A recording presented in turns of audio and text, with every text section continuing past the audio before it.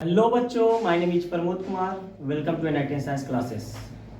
आज इस क्लास के माध्यम से नोमेनक्लेचर का पार्ट 5 बताने वाले हैं और इस वीडियो लेक्चर में आपको एल्कीन और एल्काइन के बारे में समझाएंगे कि एल्कीन और एल्काइन का किस प्रकार से हम लोग नामकरण करते हैं। तो वीडियो स्टार्ट करने से पहले मैं बता देता हूँ कि मेरा चैनल पे जैसे ही कुछ ग्रोथ करेगा हम लाइव आऊँगा और लाइव आने के बाद ऑनलाइन क्लास करूँगा। इसलिए आप सबसे रिक्वेस्ट है कि इस चैनल को ज़्यादा से ज़्यादा लाइक, सब्सक्राइब और शेयर करें। जितना ज़्यादा लाइक, सब्सक्राइब, शेयर होगा उतना अच्छा वीडियो आएगा। अभी तो 11-12 के बेसिस पे वीडियो आ रहा है। कुछ समय के बाद आपको प्योर आईआईटी नीट और नीट का वीडियो आएगा। आईआईटी और नीट कुछ अलग चीज़ नहीं है। 11-12 को थोड़ा सा हाई लेवल को बताया जाता है, मतलब हाई लेवल दिया जाता है, बस वही होता है आईआईटी और नीट। मतलब क्या, दोनों का अगर डिफरेंस बात करें, 11-12 और आईआईटी और नीट का डिफरेंस बात करें कि दोनों में डिफरेंस क्या है, तो 11-12 जो होता है, जैसे बिहार का 11-12, झारखंड का 11-12, या फिर कोई स्टेट का या सीबीएसई या आईसीआईसी बोर्ड, किसी का भी अगर बोर्ड लेवल का बात करें तो बोर्ड लेवल में ज़्यादातर थ्योरेटिकल क्वेश्चन आता है। लेकिन अगर बात करें कंपटीशन का, जैसे आईआईटी नीट वगैरह का बात करें, तो आईआईटी नीट वगैरह में ज़्यादातर आपको न्यूमेरिकल पोर्शन से क्वेश्चन आता है। तो दोनों में डिफरेंस यही है, दोनों में डिफरेंस बहुत बड़ा डिफरेंस है कि अगर कोई भी स्टूडेंट अगर बोर्ड लेवल का पढ़ाई करना चाहता है तो थ्योरेटिकल पोर्शन पे ज़्यादा कंसंट्रेट करें। अगर कोई भी स्टूडेंट नीट आईआईटी का तैयारी करना चाहता है तो स्टूडेंट ज़्यादा से ज़्यादा न्यूमेरिकल पे कंसंट्रेट करें। होता क्या है कि दोनों के बीच में थोड़ा सा डिफरेंस आ जाता है। जैसे बात करें कि टीचर का बात करें कि यहाँ का टीचर जो है, यहाँ का टीचर थ्योरेटिकल बेस्ड है, कंसेप्ट से कोई मतलब ही नहीं रखता है। आया, किताब लिया, किताब से लिखाना स्टार्ट कर दिया। तो ऐसी स्थिति में क्या होगा कि आपको 11-12 भी बढ़िया नहीं होगा। आप 11-12 कर लीजिएगा, फर्स्ट डिवीजन किसी तरीके से आ जाइएगा, लेकिन अच्छा स्कोर कभी नहीं ला सकते। ये 100% मैं लिखित में दे देता हूँ, क्योंकि अगर कंसेप्ट से नहीं पढ़ाया जाएगा तो आपका लेवल उतना ज़्यादा इम्प्रूव नहीं होगा। क्योंकि देखिए 11-12 का जो सिलेबस है, 11-12 से पढ़ के सभी लोग इंजीनियर और डॉक्टर बनते हैं। तो 11-12 का सिलेबस आप कंपेयर पहले से नहीं कर सकते कि जो 10th में पढ़ाई हो चुका है वैसा ही पढ़ाया होगा। और 10th का टीचर जो पढ़ाता है 10th के बारे में, जो 9th का पढ़ाता है, 8th का पढ़ाता है, वो टीचर कभी भी 11-12 को कभी कंसेप्ट के साथ पढ़ा ही नहीं सकता। ये क्लियर है, क्योंकि आप बाहर में देख लीजिए, कभी भी पटना का टीचर देख लीजिए या कोटा का टीचर देख लीजिए, वहाँ 11-12 का एक सेपरेट टीचर होता है, सभी विषय का अलग अलग होता है। लेकिन यहाँ पे क्या है कि सब 8 का भी पढ़ा रहा है, 9 का भी पढ़ा रहा है, 10th का भी पढ़ा रहा है, साथ साथ 11-12 का भी पढ़ा रहा है, किसी तरीके से चला रहा है। तो इस तरीके से नहीं होता है। चलिए, हम ये सब बताना इसलिए चाह रहे थे कि बहुत सारा स्टूडेंट जो है इधर इधर भटक रहा है, तो उससे थोड़ा रहें कि कौन सा टीचर के पास क्या क्वालिटी है, कितना पढ़ा लिखा है, क्या जानता है उसके बारे में। क्योंकि यहाँ का टीचर न्यूमेरिकल से बेस्ड है नहीं, न्यूमेरिकल के बारे में पता ही नहीं न्यूमेरिकल क्या होता है। फिजिक्स आया, वेक्टर स्टार्ट किया, वेक्टर के बारे में 4 फॉर्मूला लिखाया, बस हो गया। तो चलिए स्टार्ट करते हैं। और दूसरा बात थोड़ा सा ये भी बताते हैं, 12th क्लास के लिए अब टाइम बचा हुआ है नहीं। 12th क्लास के लिए मात्र 4 मंथ के आसपास है बचा हुआ। तो आप लोग क्या करें कि 12th के एग्जाम को थोड़ा सा प्रिपेयर करना है, तो प्रिपेयर करने का एक शेड्यूल बना लिया, क्योंकि अब टाइम है नहीं। आप जहाँ भी पढ़ रहे होंगे उसके अनुसार क्या है कि आप एक टाइम टेबल बनाएं, और इस तरीके से टाइम टेबल बनाएं कि आपको 3 मंथ के अंदर पूरा सिलेबस कवर हो जाए।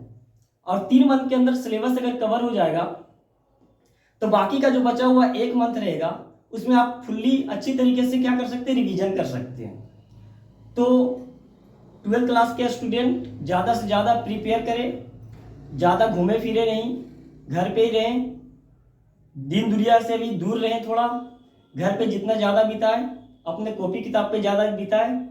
फिर अगर साइंस का स्टूडेंट है तो फिजिक्स, केमिस्ट्री, मैथ्स को बढ़िया से पढ़ें, अच्छी तरीके से पढ़ें। क्योंकि साइंस पेपर ऐसा होता है, स्टूडेंट साइंस पेपर में 100 स्कोर भी लाता है, 100 का 100 स्कोर भी ला सकता है।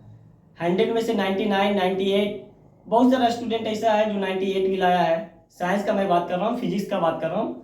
बहुत सारा स्टूडेंट है 96, 97 स्कोर लाया फिजिक्स में भी। बहुत सारा स्टूडेंट केमिस्ट्री में 96, 97 लाया। मैथ्स का तो बात ही अलग है, 98, 99 तक गया है। तो मेरा कहने का मतलब है कि ज़्यादा से ज़्यादा पढ़ाई लिखाई करें और अच्छी तरीके से पढ़ें, क्योंकि आपके पास टाइम जो है बहुत कम है। उसको देखते हुए आपको आगे बढ़ना है, ठीक है।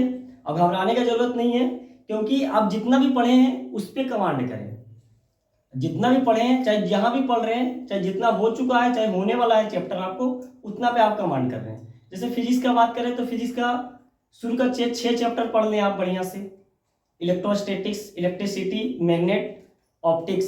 इसी में आपको 70 नंबर में लगभग 50 से 55 नंबर आ जाएगा। मात्र 8 चैप्टर फिजिक्स का 8 चैप्टर लिया जाए 12th क्लास का, तो फिजिक्स के 8 चैप्टर के अंतर्गत आपको 60 नंबर का कम से कम क्वेश्चन 55 से 60 नंबर का आ जाएगा मात्र 8 चैप्टर में। और बाकी की बात करें केमिस्ट्री का, तो केमिस्ट्री तो बटा हुआ है। फिजिकल केमिस्ट्री में 30 नंबर का आता है। ऑर्गेनिक केमिस्ट्री का बात करें तो ऑर्गेनिक केमिस्ट्री में 25 नंबर का आता है। इनऑर्गेनिक में 20 नंबर का आता है। तो इस तरीके से बटा हुआ है। तो फिजिकल केमिस्ट्री में स्कोर अच्छा करने का मौका होता है, क्योंकि उसमें 5 चैप्टर न्यूमेरिकल पोर्शन होता है फिजिकल केमिस्ट्री, और उसमें स्टूडेंट सब स्कोर अच्छा करते हैं। तो फिजिकल केमिस्ट्री पर थोड़ा ज़्यादा जोड़ दें। ऑर्गेनिक केमिस्ट्री का बहुत सारे चैप्टर जो ऐसा है फिक्स है, थ्योरेटिकल पोर्शन वहीं से पूछा जाता है। टाइम टाइम पे आपको मैं बताऊंगा कि इस पोर्शन पे आप ज़्यादा कंसंट्रेट करें, जिससे ज़्यादा से ज़्यादा आपको स्कोर आ सकता है। तो इस वीडियो में इतना ही बोल सकते हैं 12th क्लास के स्टूडेंट के लिए, कि थोड़ा आप लोग प्रिपेयर हो जाए, क्योंकि एग्जाम आने वाला है। तो चलिए स्टार्ट करते हैं नोमेनक्लेचर का पार्ट 5। तो एल्कीन और एल्काइन, एल्कीन और एल्काइन के बारे में समझाते हैं कि एल्कीन और एल्काइन क्या होता है। एल्कीन, आपको पता होगा कि किसी भी कार्बन यौगिक में अगर द्विबंधक लगा हुआ है, द्विबंधक, तो एल्कीन कहलाता है। अगर किसी कार्बन यौगिक में अगर त्रिबंधक लगा हुआ है तो एल्काइन कहलाता है। ठीक है, इतना समझ में आ गया बात। अब बात क्या होता है कि अगर मान लिया जाए किसी कार्बन के यौगिक में, किसी कार्बन के यौगिक में अगर प्रतिस्थापन भी दिया हुआ रहे, मतलब कहने का मतलब सब्स्टिट्यूएंट और डबल बॉन्ड, ट्रिपल बॉन्ड भी दिया हुआ रहे, तो आपको सबसे पहले प्रायोरिटी देना है डबल बॉन्ड और ट्रिपल बॉन्ड का। मेरा कहने का मतलब हुआ कि अगर प्रायोरिटी का बात करें तो प्रायोरिटी हम बता देते हैं। रूल नंबर फर्स्ट, इस सबको समझना पड़ेगा आपको कि अगर सब्स्टिट्यूएंट मतलब प्रतिस्थापन, प्रतिस्थापन में क्या क्या हो गया आपको बताए थे। Methyl, ethyl, propyl, fluorine, chlorine, bromine, iodine, यहां तक कि नाइट्रो को भी प्रतिस्थापन ही माना जाता है। ये सब दिया हुआ है। और उसी कार्बन यौगिक में अगर द्विबंधक और त्रिबंधक भी दिया हुआ है, तो आपको प्रायोरिटी द्विबंधक और त्रिबंधक को देना पड़ेगा। जैसे मेरा कहने का मतलब समझिए, हम एग्जाम्पल से समझाते हैं। जैसे मान लिया जाए एग्जाम्पल है, ठीक है, CH3 CH3 CH2 CH2 CH2 CH3, ठीक है। जैसे मान लिया जाए कि एग्जाम्पल है, एक और थोड़ा यहां से हम लेते हैं CH2 CH2 CH2 CH3, ठीक है। इस कार्बन का देखा जाए, इस कार्बन को देखा जाए तो 3 1 4 बंधक, कार्बन को देखा जाए तो 3 1 4 बंधक, कार्बन को देखा जाए 3 1 4 बंधक, 4 बंधक, 2 1 3 1 4 बंधक, 2 1 3 1 4 बंधक, 2 1 3 1 4 बंधक, 4 बंधक, ठीक है। तो देखिए इस कार्बन की यौगिक में एक तरफ आपको प्रतिस्थापन दिया हुआ है, और एक तरफ आपको द्विबंधक है। ठीक है, तो अब बात यह आता है कि इस कार्बन यौगिक में गिनती किधर से करें। तो गिनती आपको देना है, इस प्रतिस्थापन को नहीं देना है, सब्स्टिट्यूएंट को नहीं देना है, आपको प्रायोरिटी जो देना है द्विबंधक का। द्विबंधक जिधर से नजदीक आएगा गिनती उधर से ही होगा। तो गिनती इधर से कर रहे हैं तो 1 2 3 4, 4 पे आ रहा है द्विबंधक। इधर से गिनती करेंगे तो 1 2 3 पे आ रहा है द्विबंधक। तो गिनती इधर से ही होगा, सिंपल सी बात है, 1 2 3 पे। समझ में आ गया बात? मतलब प्रायोरिटी जो है द्विबंधक को दिया जाता है, द्विबंधक या त्रिबंधक आ गया तो त्रिबंधक को। तो ये एग्जांपल समझ में आ गया, फर्स्ट रूल समझ में आ गया होगा बात। ठीक है, अब बात करते हैं कि इसका दूसरा रूल क्या है। दूसरा रूल ये बताता है कि अगर किसी कार्बन यौगिक में द्विबंधक और त्रिबंधक दोनों, मतलब मेरा कहने का मतलब है कि द्विबंधक भी मौजूद है और त्रिबंधक भी मौजूद है। मतलब किसी भी कार्बन यौगिक में, कार्बन के यौगिक में द्विबंधक भी हो और त्रिबंधक भी हो, तो प्रायोरिटी उसको दिया जाता है जिधर से द्विबंधक या त्रिबंधक नजदीक हो। मतलब प्रायोरिटी उसको दिया जाएगा जिधर से दोनों में से कोई भी, या तो द्विबंधक नजदीक होगा तो द्विबंधक की तरफ से गिनती हो जाएगा, या त्रिबंधक नजदीक होगा तो त्रिबंधक की तरफ से गिनती हो जाएगा। जैसे एग्जांपल समझते हैं, CH2 CH CH2 CH2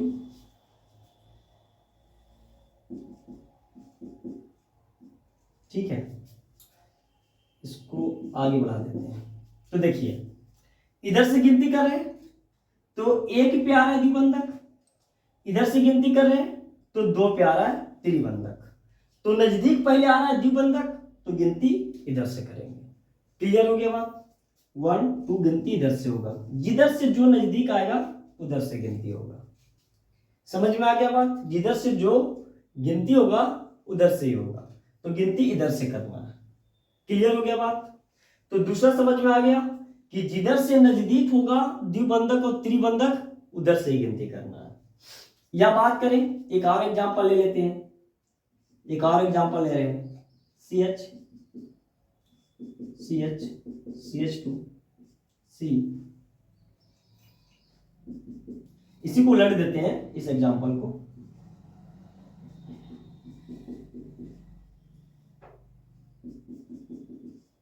ठीक है, इसको बात करते हैं। इधर से देखिए 1 पे आ रहा है त्रिबंधक, इधर से कर रहे हैं तो 2 पे आ रहा है द्विबंधक, तो गिनती इधर से करेंगे। देखिए द्विबंधक और त्रिबंधक दोनों के दोनों सगा भाई होता है, सिंपल सी बात है। तो जिधर से जो चीज नजदीक आएगा ना उधर से गिनती कर लेना है, सिंपल सी बात है। पहला रूल बताए हैं कि अगर कोई भी सब्स्टिट्यूएंट लगा हुआ है, मतलब प्रतिस्थापन लगा हुआ है, और द्विबंधक और त्रिबंधक है, तो प्रायोरिटी हमको द्विबंधक और त्रिबंधक को दिया जाए। दूसरा रूल बताया है कि अगर कार्बन यौगिक है और कार्बन यौगिक के पास द्विबंधक भी और त्रिबंधक भी है, तो जिधर से जो नजदीक आएगा उधर से गिनती हो जाएगा। 2 रूल समझ में आ गया? आप लोग इसको नोट कर लें, इसको मिटा देते हैं।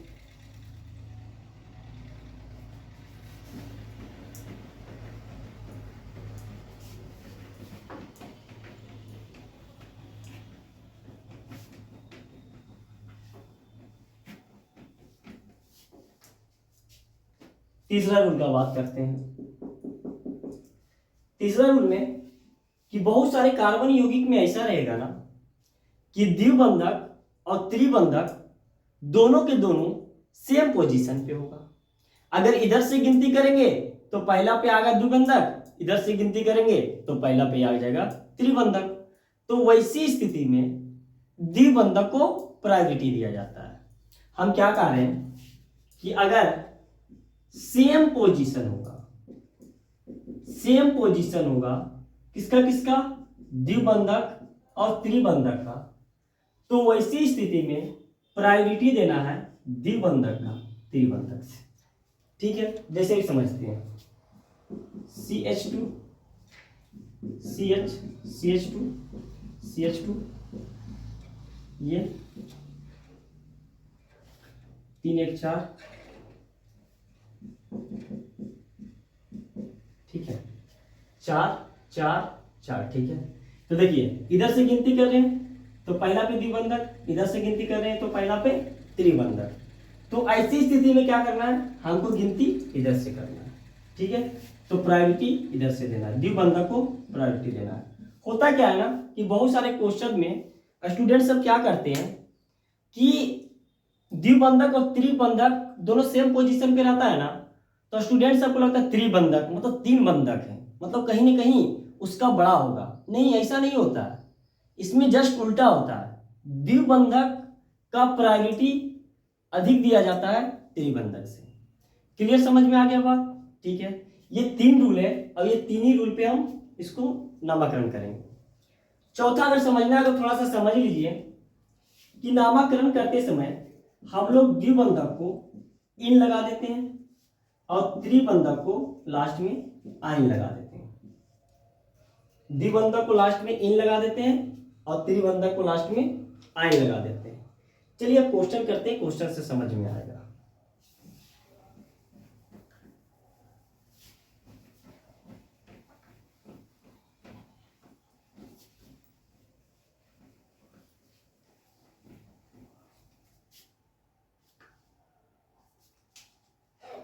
चलिए क्वेश्चन करते हैं। फर्स्ट क्वेश्चन, ठीक है,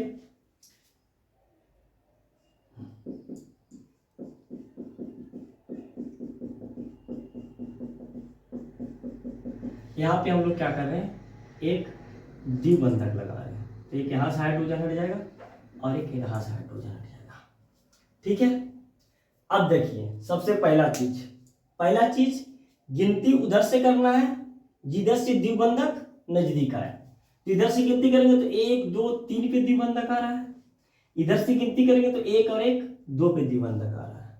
ठीक है, तो गिनती इधर से होगा 1 2 3 4 5।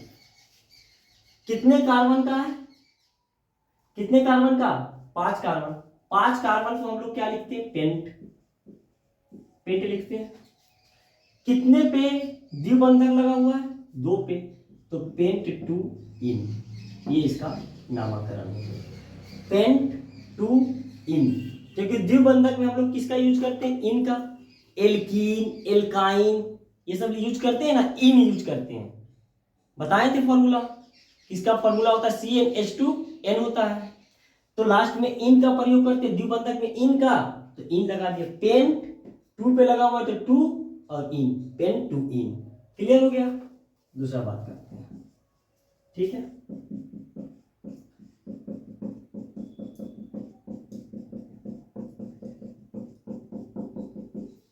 ठीक है, यहाँ पे एक द्विबंधक लगा रहे हैं, दोनों तरफ एक हाइड्रोजन कैंसिल हो गया। यहाँ पे हम लोग एक CH3 जोड़ दिए हैं। अब इसका नामकरण करते हैं। तो देखिए 1 1 2 पे सब्स्टिट्यूएंट प्रतिस्थापन, और यहाँ पे 1 और 1 2 पे आ रहा है। तो गिनती उधर से करेंगे। हम क्या बताए थे पहला रूल, कि हमको देखना है प्रतिस्थापन, सब्स्टिट्यूएंट को नहीं देखना है, हमको केवल और केवल किसको देखना है, द्विबंधक और त्रिबंधक को देखना है।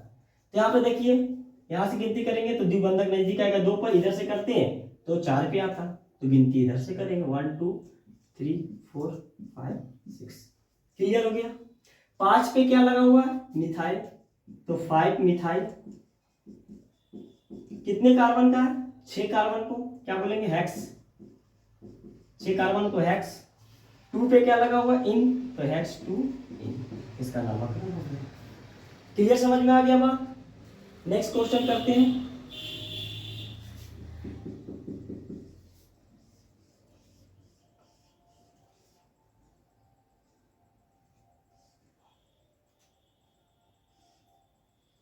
ठीक है, ये क्वेश्चन।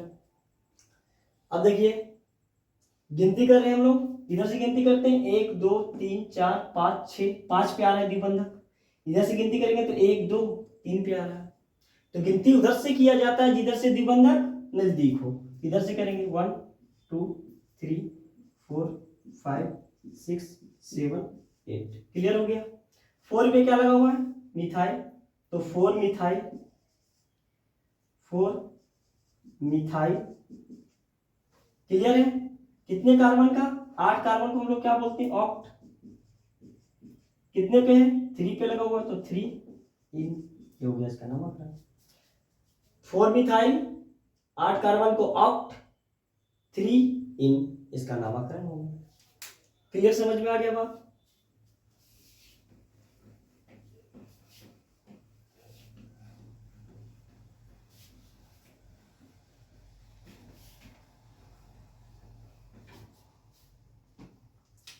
नेक्स्ट क्वेश्चन बात करते हैं।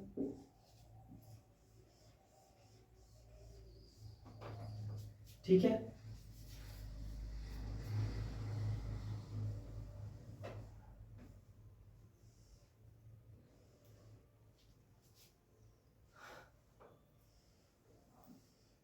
इसका पहले नामकरण करते हैं। तो सबसे पहले क्या बताए थे हम कि अगर द्विबंधक और त्रिबंधक दोनों किसी भी कार्बन यौगिक में हो तो उसमें प्रायोरिटी पहले देखा जाता है कि नजदीक किधर से कौन आ रहा है। इधर से गिनती कर रहे हैं तो 1 1 2 पे त्रिबंधक आ रहा है, और इधर से गिनती कर रहे हैं तो 1 2 3 पे द्विबंधक आ रहा है। तो गिनती स्वाभाविक है, नजदीक ही है, तो गिनती इधर से होगा। तो 1 2 3 4 5 6 7 8 9। क्लियर है? ठीक है, नाम लिखते हैं। तो सबसे पहले नो कार्बन को हम लोग क्या बोलते हैं? नॉन, नोनेन बोलते हैं ना, नोनेन बोलते हैं। नो कार्बन को नोनेन, 10 कार्बन को डेकेन, 11 कार्बन को इस तरीके से बोलते हैं, याद होना चाहिए नोनेन। अब देखिए ये आपका मेन बना हुआ है क्योंकि गिनती इसके अनुसार चला है, तो ये लास्ट में आएगा, तो इससे पहले ये आएगा। चाहिए समझ लीजिए, त्रिबंधक को हम लोग क्या लिखते हैं? वाई, आइन लिखते हैं, और द्विबंधक को हम लोग क्या लिखते हैं? इन लिखते हैं, लिखते हैं ना। तो ई पहले आ रहा है और आइन बाद में आ रहा है। तो कितने पे इन है? तो 7 पे नॉन, 7 इन, और कितने पे? 3 आइन। ये इसका नामकरण हो गया। नॉन 7, 7 पे लगा हुआ इन, 7 पे लगा हुआ इन, और 3 पे लगा हुआ है आइन। अब देखिए क्या होता है, ध्यान समझिए। इसमें अल्फाबेटिकली में अगर देखा जाए तो वोवेल में ए ई आई ओ यू, ये वोवेल होता है। तो नोमेनक्लेचर में क्या करते हैं ना हम लोग कि अगर दो वोवेल एक जगह पे अगर आ गया, जैसे ई और वाई, ये दोनों वोवेल का पार्ट है, A E I O U, A E I O U, sorry आइन, वाई एन ई, ठीक है। हाँ, इन प्लस 3 आइन, ठीक है ठीक है ठीक है, इसमें नहीं लगेगा, इसमें ये फॉर्मूला यूज नहीं होगा। चलिए नेक्स्ट क्वेश्चन करते हैं। नेक्स्ट क्वेश्चन करते हैं।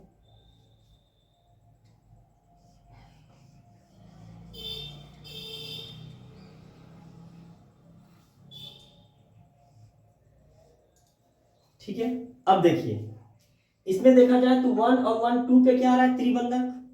इसका बात करें तो 1 और 1 2 पे क्या आ रहा है? द्विबंधक। तो आपको हम क्या बताए थे कि ऐसा जब भी लक्षण आ जाए ना कि जब द्विबंधक और त्रिबंधक सेम पोजीशन पे हो, तो वैसी स्थिति में प्रायोरिटी किसको दिया जाता है? द्विबंधक को प्रायोरिटी दिया जाता है, क्योंकि 1 1 2 पे आ रहा है त्रिबंधक और 1 1 2 पे आ रहा है द्विबंधक। तो प्रायोरिटी यहां से वो 1 2 3 4 5 6 7 8। क्लियर हो गया? कितने कार्बन का है? 8 कार्बन को हम लोग क्या बोलेंगे? ऑक्ट। क्लियर हो गया? 2 पे क्या है? इन, और 6 पे क्या है? आइन। तो 2 इन 6 आइन, क्योंकि अल्फाबेटिकली के हिसाब से पहले ई और बाद में क्या आएगा? वाई आएगा। अल्फाबेटिकली के नाम के हिसाब से पहले ई आता है, उसके बाद क्या आता है? वाई आता है। तो 2 इन 6 आइन। क्लियर हो गया? इसी तरीके से भी क्वेश्चन करते हैं।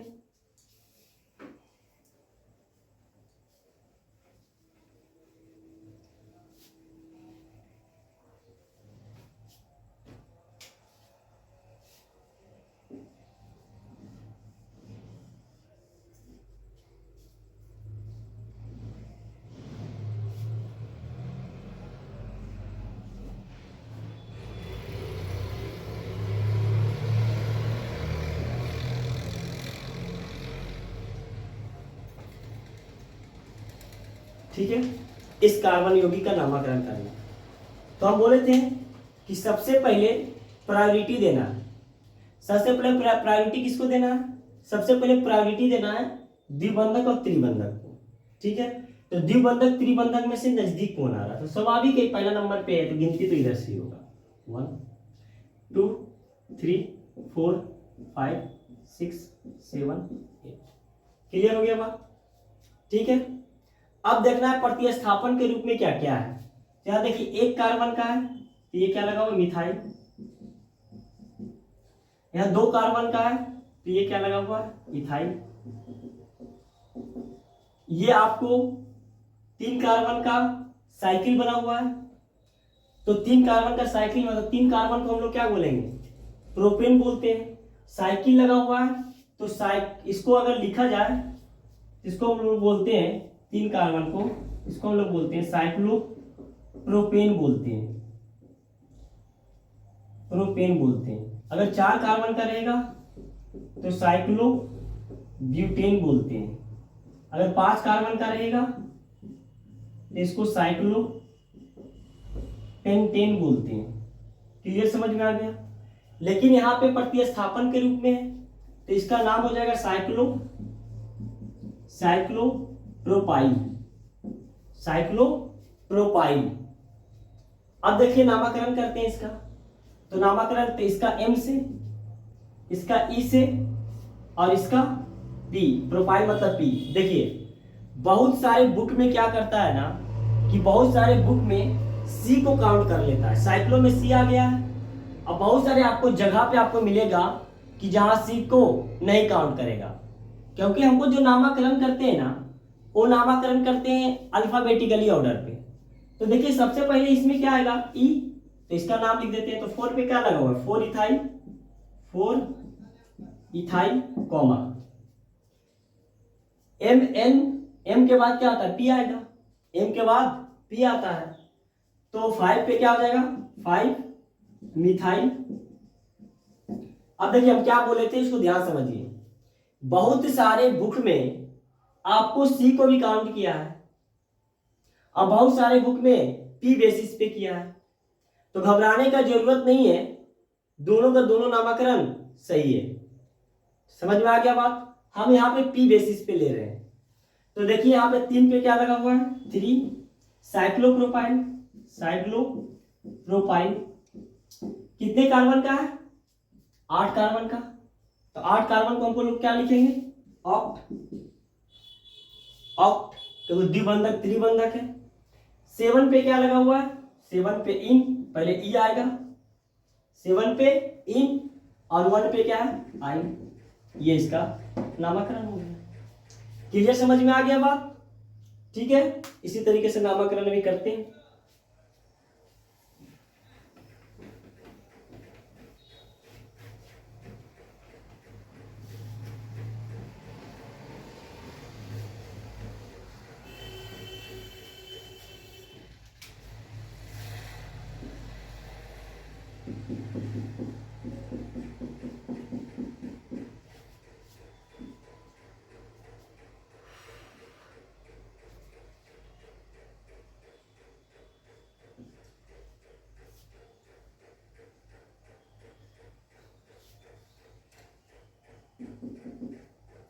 ठीक है, इसको करते हैं। बहुत सारे क्वेश्चन में सीसी के रूप में दिया हो रहे हैं, तो आप समझ जाइएगा कि यहाँ पे एक बंधक है मतलब CH3 के रूप में, यहाँ पे एकल बंधक 2 बंधक हो गया मतलब यहाँ पे CH2 के रूप में होगा।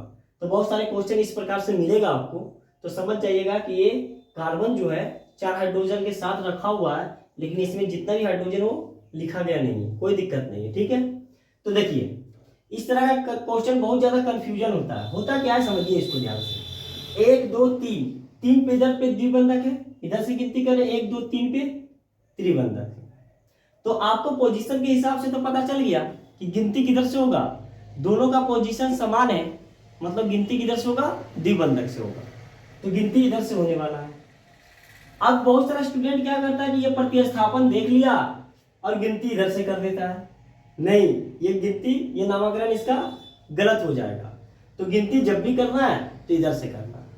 तो गिनती इधर से करेंगे 1 2 3 4 5 6 7 8 9।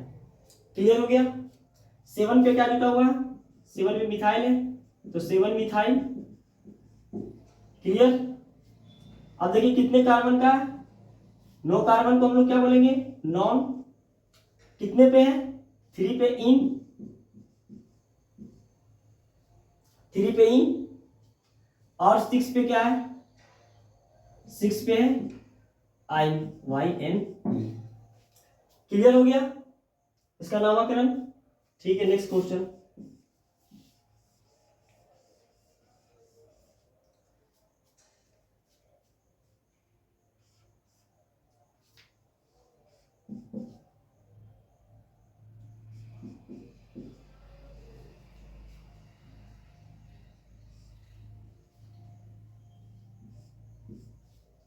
ठीक है, तो सबसे पहले गिनती करके देखते हैं कि द्विबंधक त्रिबंधक किधर से नजदीक आ रहा है। इधर से गिनती करें, 1 2 3 4 पे आ रहा है, 4 पे आ रहा है, 4 पे आ रहा है द्विबंधक। इधर से गिनती करेंगे तो 1 2 3 4 पे इधर से त्रिबंधक आ रहा है। फिर से रिपीट कर रहे हैं, 1 2 3 4 पे द्विबंधक, इधर करेंगे तो 1 2 3 4 पे त्रिबंधक आ रहा है। ठीक है, तो गिनती हम बताए थे, अगर सेम पोजीशन आ जाए तो गिनती उधर से करना जिधर से द्विबंधक नजदीक पड़े। तो गिनती इधर से करेंगे 1 2 3 4 5 6 7 8 9 10। क्लियर हो गया बात। अब नामकरण लिखते हैं, तो नामकरण के लिए ब्रोमीन लगा हुआ है, तो इसको हम लोग नामकरण में क्या लिखेंगे? ब्रोमो।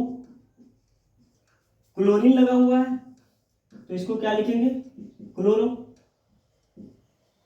ये इथाइल लगा हुआ है, 2 कार्बन का, 1 कार्बन है, 1 कार्बन है, 2 कार्बन का, तो इथाइल है। ठीक है, तो देखिए इसका बी से स्टार्ट हो रहा है, इसका सी से, और इसका ई से। तो सबसे पहले इसका नामकरण 6 पे क्या लगा हुआ है? 6 से क्लोरो। अल्फाबेटिकली में सबसे पहले सी आता है, उसके बाद 4 पे क्या है? 4 इथाइल। 5 पे क्या लगा हुआ है? 5 ब्रोमो। कितने कार्बन का? 10 कार्बन को हम लोग क्या बोलेंगे? डेक। डेक।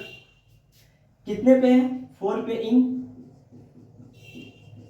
और 6 पे क्या है? आइन। ये इसका नामकरण हो गया। क्लियर है।